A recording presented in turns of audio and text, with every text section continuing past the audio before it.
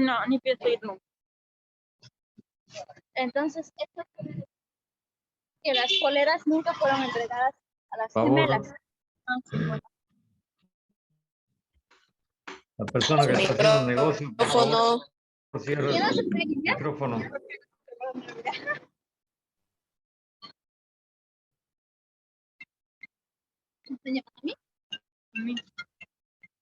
Por favor, la persona que tiene su micrófono abierto, Andrea, tu negocio, cierre su micrófono. Dedíquese a su negocio. No se meta en otras cosas.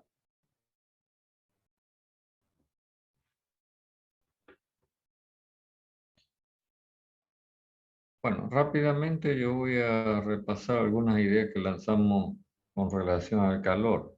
Primero dijimos que para que exista este fenómeno tiene que presentarse una diferencia de temperatura.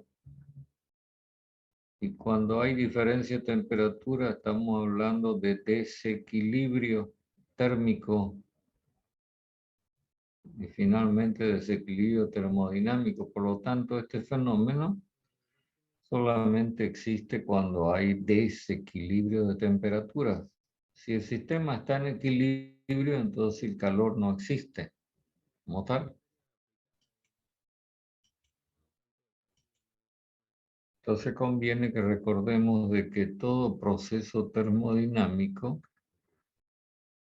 se origina en un estado inicial, que es una condición de equilibrio, pasa por una situación de desequilibrio y termina en otra condición de equilibrio que es lo que denominamos estado final. Por lo tanto, es en esta etapa de desequilibrio en la que el calor puede existir. Y entonces eso lo vamos a representar de esta manera. Vamos a decir que el calor podrá ser cero o tomar un valor distinto de cero, dependiendo de cómo ocurran las cosas. En términos gráficos, a eso le hemos llamado trayectoria del proceso termodinámico. Entonces, resulta que este fenómeno calor es finalmente entonces una variable que corresponde a ese grupo de variables que se llaman variables de trayectoria. Simplemente para dejar la cosa más clara, ¿cuándo el calor va a ser cero? A pesar de que haya desequilibrio, el sistema esté experimentando un proceso termodinámico. O pregunto de otra manera, un proceso termodinámico donde no hay intercambio de calor, ¿cómo se llama? adiabático. Adiabático. Adiabático. Entonces, esa será la única situación en la que Q va a ser igual a cero. Para cualquier otro tipo de proceso termodinámico siempre va a haber un mayor o menor intercambio de calor, sin Q distinto de cero.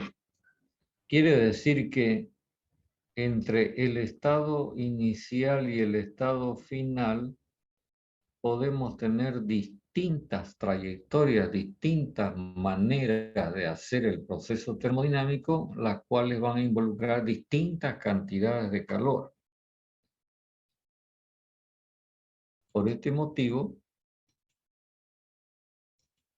si hablamos del calor en términos de diferencial de calor, entonces resulta que el diferencial ya no es como el diferencial de las variables de estado. Y si el diferencial de una variable de estado es exacto, porque tiene un solo valor, un único valor entre un estado inicial y un estado final, el calor será un diferencial inexacto porque puede tener, como estamos observando acá, distintos valores dependiendo de la trayectoria. Entonces, para simbolizar lo que es un diferencial inexacto, se suele usar la letra delta. De esta manera es que ustedes van a poder apreciar que en las ecuaciones, en las fórmulas, donde aparece en términos diferenciales, si aparece el calor, este va a estar acompañado de la letra delta, por ser un diferencial inexacto.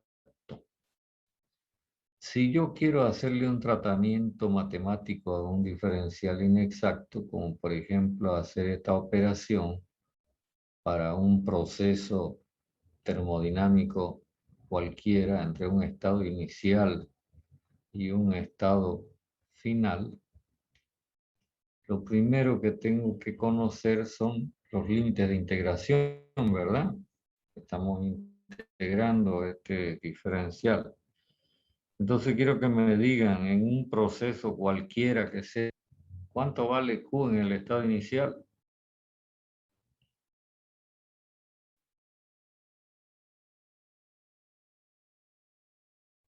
Pregunto, ¿cuánto vale Q en el estado inicial?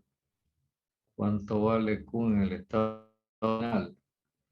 Si solamente Q existe cuando hay desequilibrio.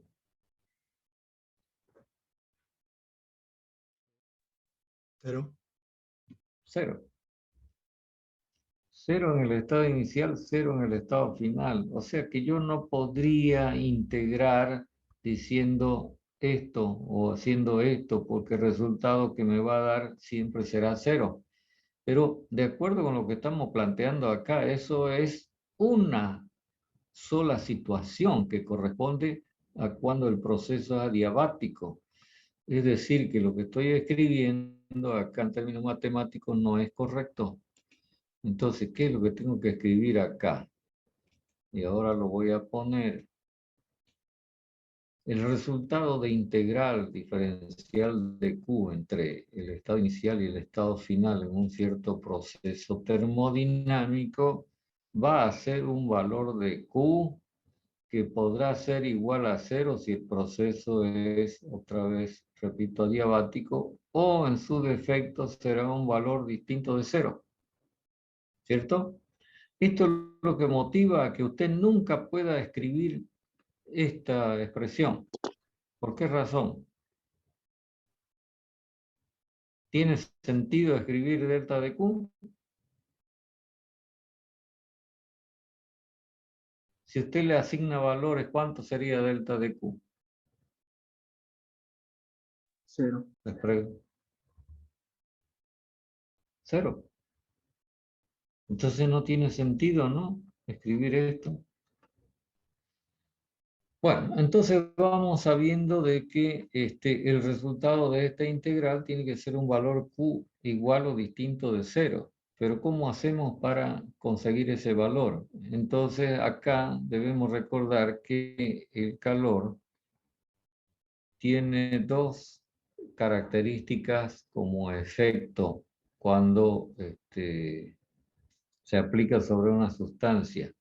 Existe lo que se llama el calor sensible, que es el que provoca en las sustancias cambio de temperatura, y existe el calor latente, que es lo que en las sustancias está asociado con cambio de fase. Por eso es que se habla de calor latente de vaporización, de fusión, etc. Cada uno de estos tipos, diríamos así, de calor, merece un tratamiento distinto. Para poder resolver esta integral que hemos planteado acá arriba, es necesario que el valor de Q lo expresemos en función de alguna o algunas variables de estado, que son las que se pueden resolver de la manera clásica en lo que se refiere al tratamiento matemático. Y entonces, cuando se trata de calor sensible, se da a una variable de estado que se llama calor específico. Entonces, yo les recomiendo a ustedes que tomen sus apuntes de física de materias anteriores y repasen la definición, los tipos de calor específico, porque los hay a presión constante, a volumen constante, y entonces se den cuenta cómo es que se va a resolver esta integral a partir del conocimiento de esta nueva variable de estado, porque es una variable de estado que se llama calor específico. Mientras tanto, cuando se trata de calor latente, asociado con el cambio de fase que experimenta la sustancia, entonces la variable que vamos a poder aprovechar para la cuantificación es una variable que se simboliza con la letra H, que se conoce con el nombre de entalpía. Seguramente, si ustedes han mirado las tablas, creo que el ayudante ya les suministró las tablas de propiedades termodinámicas, ¿o no? Sí, Entonces, sí, ahí en sí. las tablas, mira, ahí en las tablas van a poder apreciar los valores de esta otra variable de estado sobre la que vamos a conversar más detenidamente cuando hablemos de la primera ley.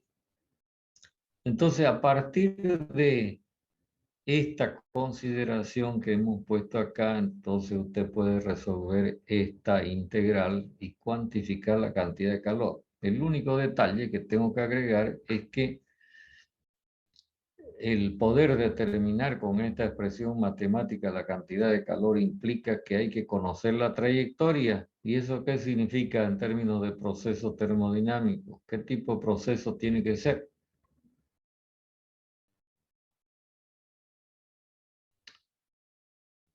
¿En qué proceso se conoce la trayectoria? En el real. ¿Cómo? Proceso ideal. Proceso ideal, que se llama así. ¿Qué dice ahí? Cuasi equilibrio. Cuasi equilibrio. Cuando no se tenga un proceso cuasi equilibrio, entonces no vamos a poder establecer esta función matemática a partir de alguna variable de estado y por lo tanto no vamos a poder resolver la integral. ¿Qué hay que hacer? Apelar a la primera ley, que es la que vamos a estudiar después que terminemos con estos asuntos previos. Y simplemente a modo de repaso, la cantidad de calor Q se mide ¿en qué unidades? ¿Cuál es la unidad de cantidad de calor que usted Calorías. conoce? La caloría.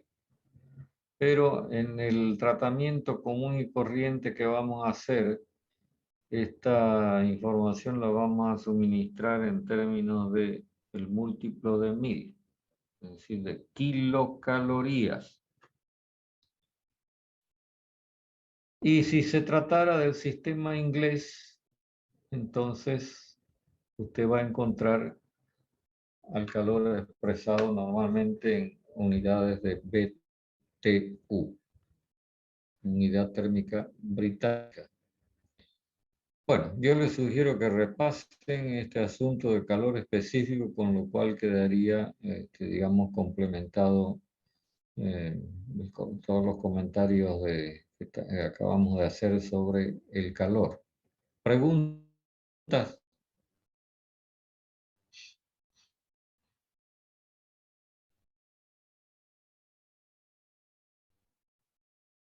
¿Hay alguna consulta, pregunta, duda,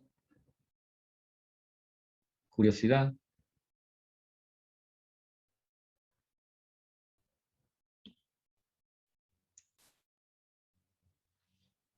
Un detalle más que quizá valga la pena comentarlo es que en realidad, y usted lo tiene que saber muy bien, el calor es una forma de energía, pero cuando hablamos de energía, lo voy a anotar por acá, energía, nos podemos encontrar con este fenómeno que se llama energía en dos situaciones, una situación estática y una situación dinámica.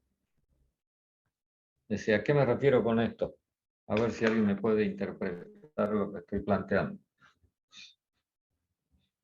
¿A qué me refiero cuando digo energía estática? O energía dinámica. estática podría ser cuando está en equilibrio o en reposo. Cuando está en reposo, cuando está quieta, cuando está almacenada la energía, entonces decimos que se trata de energía estática. Por ejemplo, cuando usted compra una garrafa de gas licuado, en el fondo lo que está haciendo es comprar energía que está almacenada en ese recipiente, ¿cierto? Eso es lo que a usted le interesa. No la sustancia como tal, sino la energía que acompaña a esos 10 kilos de gas licuado que usted tiene en la garrafa. Pero eso está almacenado, está quieto, está en reposo. Sin embargo, el calor no corresponde a esa situación. El calor se manifiesta cuando hay diferencia de temperatura y entonces lo que provoca esta diferencia de temperatura es que la energía empiece a moverse.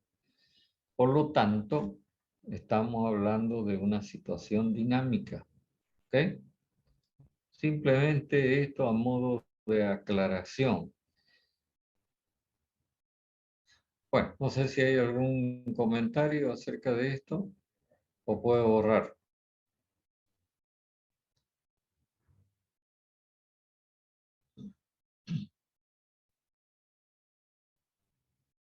Bueno, borrón y cuenta nueva. La otra forma de energía que es motivo central de esta materia que se llama termodinámica es esto que normalmente simbolizamos con W. ¿Qué cosa es?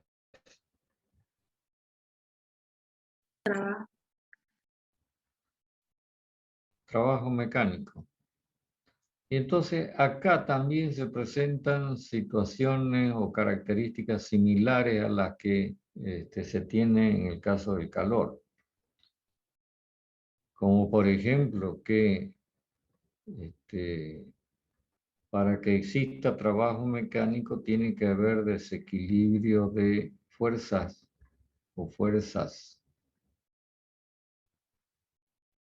o desequilibrio de momento de fuerza, lo cual significa que la situación se presenta con la existencia de movimiento. Por lo tanto, de una manera similar a lo que ocurre con el calor, este fenómeno trabajo mecánico podrá ocurrir, podrá existir entre el estado inicial y el estado final de un cierto proceso termodinámico y por lo tanto entonces resulta ser una variable de trayectoria y por lo tanto resulta que su diferencial también es inexacto.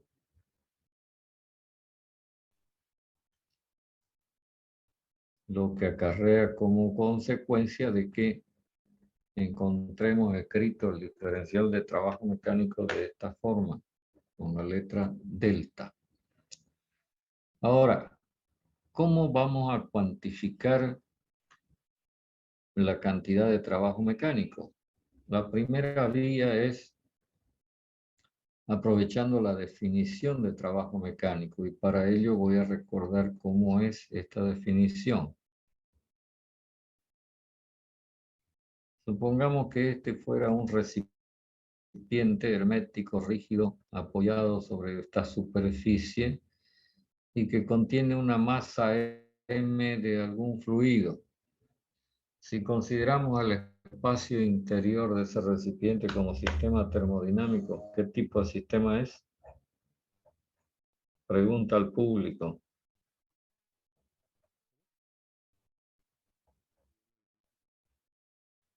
Un sistema cerrado. Un sistema cerrado. ¿Qué otra característica notable se destaca en este tipo de caso? Simplemente a modo de repasar. No se olvide que usted va a elegir el sistema y usted tiene que saber qué características tiene. La masa es constante. Sí, porque el sistema es cerrado, me lo acaba de decir, pero ¿qué otra cosa hay que salta a la vista? Adiabático.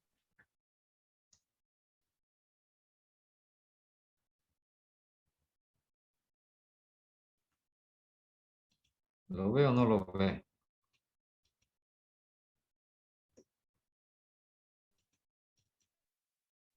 ¿Qué anoté antes? Un volumen constante. Volumen. Volumen constante. Estamos hablando de un sistema isocórico que en realidad se comporta como un cuerpo rígido. Eso es lo que ocurre.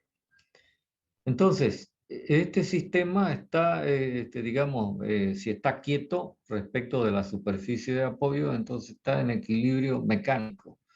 ¿Cómo se compone ese equilibrio? Se compone de una fuerza P que tiende a que la masa M vaya hacia abajo y una fuerza N, ¿cómo se llama? Que es igual a P, que son colineales, por lo tanto la suma de fuerza es cero, la suma de momento de fuerza es cero. ¿Qué es N? Usted lo tiene que haber aprendido cuando estudió mecánica. La reacción normal de la superficie de apoyo. Ok, entonces supongamos que a este recipiente le aplicamos una fuerza F en esa dirección que forma con la horizontal un cierto ángulo alfa. Y consideremos de que como consecuencia de esta fuerza aplicada, el sistema se desplaza a una cierta distancia horizontalmente, o sea, en esta dirección. Y en este caso con ese sentido. Entonces, haciendo el análisis de fuerza, podemos decomponer a la fuerza F en dos componentes, una vertical. Por favor. No sé. Si uno es negativo, No y sé el si otro es no. positivo. Por favor. Si aquí no hay fuerza. Ah, ok. Ujú. Ahí- Aquí no hay esos signos. Apague Sí. su Ya, micrófono, por si el trabajo favor. sale negativo, quiere decir que se está Susana. enfriando en vez de calentarse. Y cuando está mal, se Se está calentando, pues.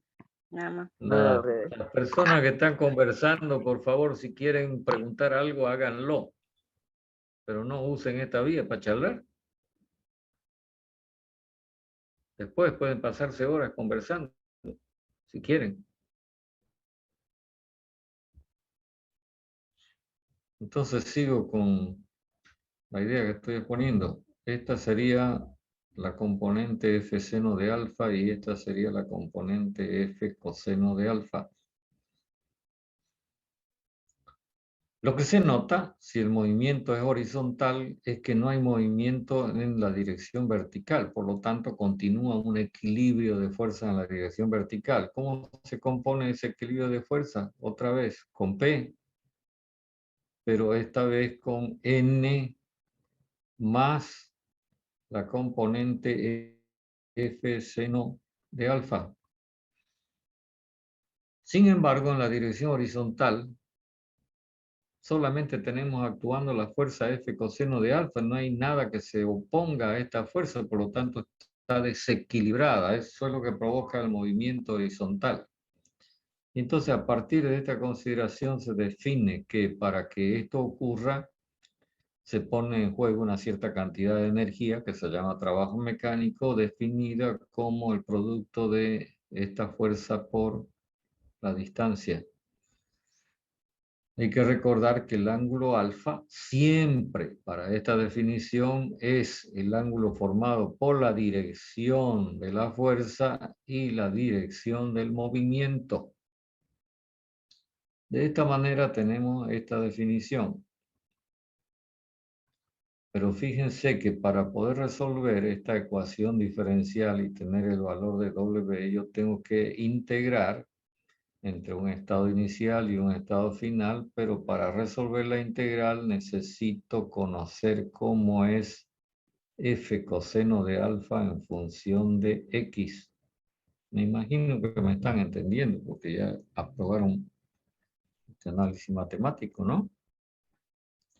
¿Qué significa esto? Conocer esta función matemática, es decir, conocer la fuerza en cada momento, significa conocer la trayectoria. Por lo tanto, cuando yo aplique para calcular el trabajo mecánico, la integración de esta fórmula, lo que estoy asumiendo es que el proceso es cuasi equilibrio. ¿Comprende o no comprende lo que estoy diciendo? Eso lo vamos a aclarar un poquito mejor más adelante con unos gráficos. Pregunto si me están siguiendo con este asunto.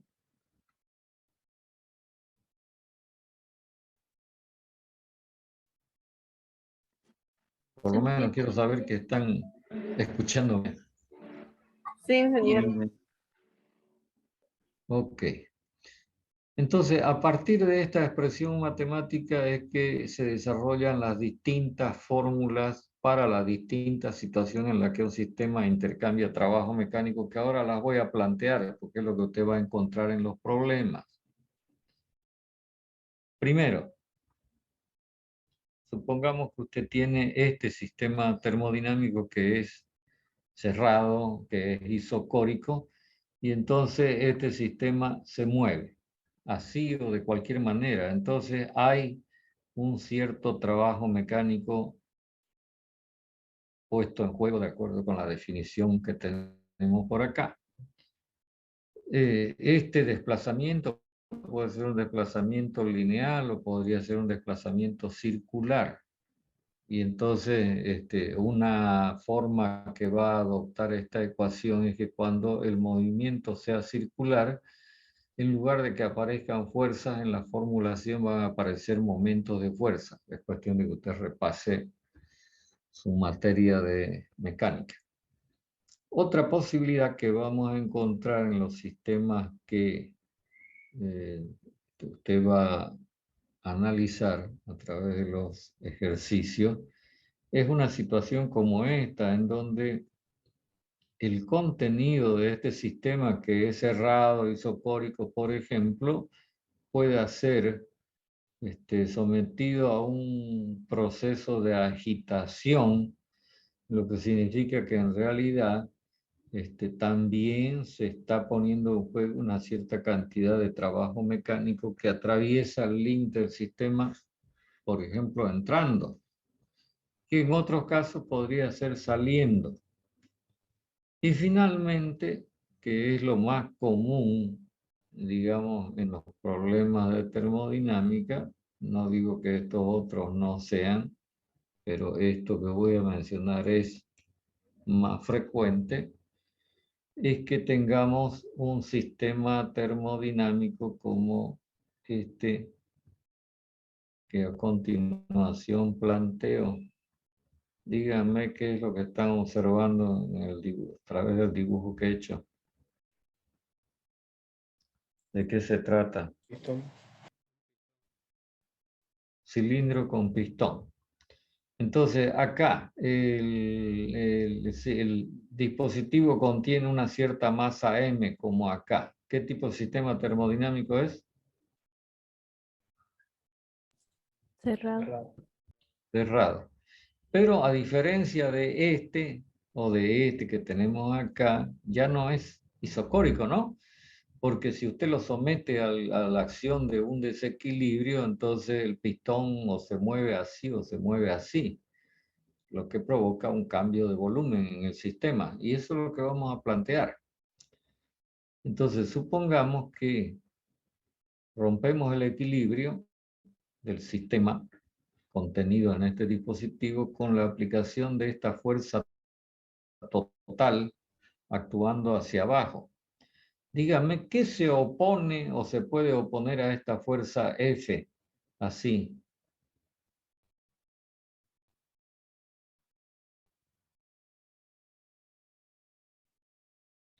¿Ven lo que he anotado? ¿Qué es P? La presión La atmosférica. presión que ejerce el sistema, y entonces esa presión actuando sobre el área del pistón, de la sección circular del pistón, genera una fuerza que se opone a la fuerza F.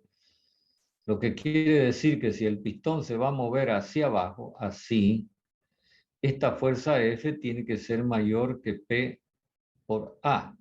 Supongamos que el pistón se desplaza esta distancia de X hacia abajo. Entonces, ¿qué está experimentando el sistema cerrado en cuestión? Cerrado en este caso particular. ¿Qué está experimentando?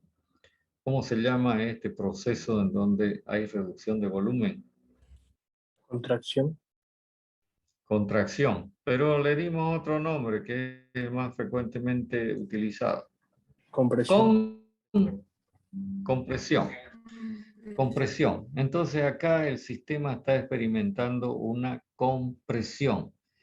Esa compresión va a provocar que el sistema que era de un tamaño originalmente mayor, ahora se convierta en un sistema de tamaño menor. Esto que estoy encerrando con rojo, ¿verdad? Lo que quiere decir que este volumen es el volumen desaparecido como consecuencia de la compresión. Entonces, con los dos ingredientes de fuerza en desequilibrio F y desplazamiento, yo puedo aplicar esta formulación y puedo establecer de que el trabajo mecánico, asumiendo que el proceso es cuasi equilibrio, por supuesto, va a ser igual a ¿qué?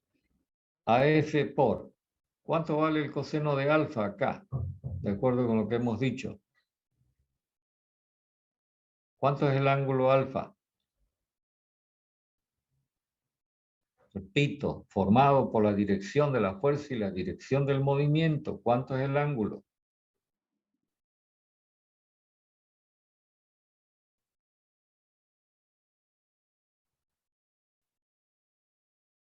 dx. Esto es el ángulo. Si yo tengo esta dirección y otra la misma dirección, ¿qué ángulo forman?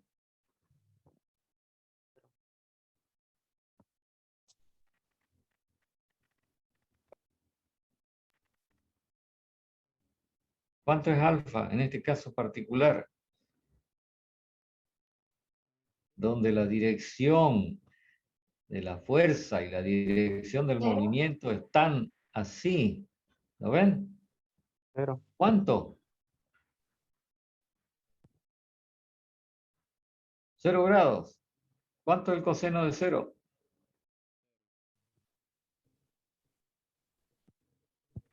1. 1. Por lo tanto, yo voy a escribir esto, ¿verdad? El trabajo mecánico de compresión, en este caso, va a ser igual a la fuerza F, que es la fuerza exterior, multiplicado por el desplazamiento que experimenta el pistón. Ahora, esto que es sombreado con rojo es el cambio de volumen experimentado por el sistema, que será igual al área del pistón por dx. Por supuesto, en este caso particular, ¿qué signo tiene este cambio de volumen? Este diferencial de volumen, ¿qué signo tiene? En este caso particular de compresión.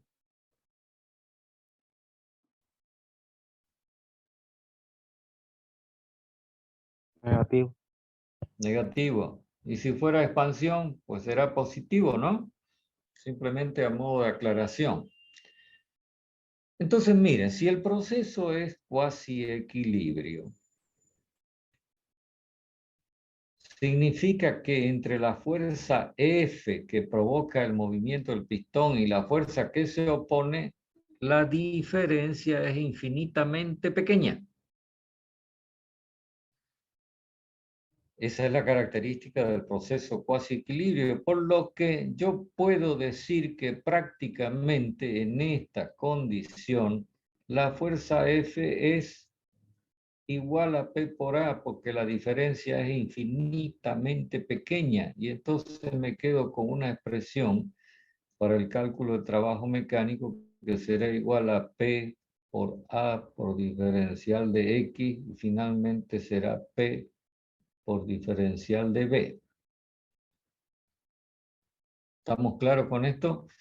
Y si yo divido por la masa, porque el sistema es cerrado, entonces voy a tener el trabajo por unidad de masa igual a la presión por el cambio de volumen por unidad de masa, que será el cambio de volumen específico. Y entonces me gusta más esta fórmula. ¿Lo ven? Entonces, cada vez que un sistema termodinámico experimente un fenómeno de compresión o expansión, por supuesto con una cierta resistencia al cambio, se está poniendo en juego una cierta cantidad de trabajo mecánico. Es decir, que acá debemos añadir también esta otra posibilidad. Y entonces, estas tres posibilidades de intercambio de trabajo mecánico, usted las va a tener que analizar cada vez que esté resolviendo algún ejercicio. ¿Preguntas?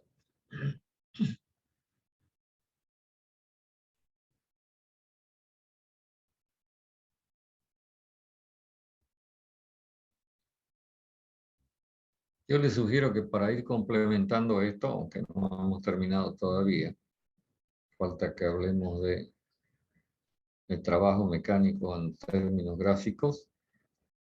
Ustedes pueden remitirse a un capítulo que tiene el Gordon, que seguramente el ayudante se los ha suministrado, que se titula Calor y Trabajo Mecánico. ¿Tiene, no? El texto, el Gordon. No, ingeniero. Bueno, pídanselo al ayudante para que ustedes lo puedan ir usando y acompañando lo que vamos diciendo. No se atengan únicamente a lo que puedan captar de una exposición rápida, de unas anotaciones que de repente después no las pueden coordinar. Bueno, lo vamos a dejar acá y continuamos el próximo día martes. ¿Listo? Está bien, ingeniero. Hasta luego, ingeniero. Gracias. Luego, ingeniero. luego, ingeniero. luego.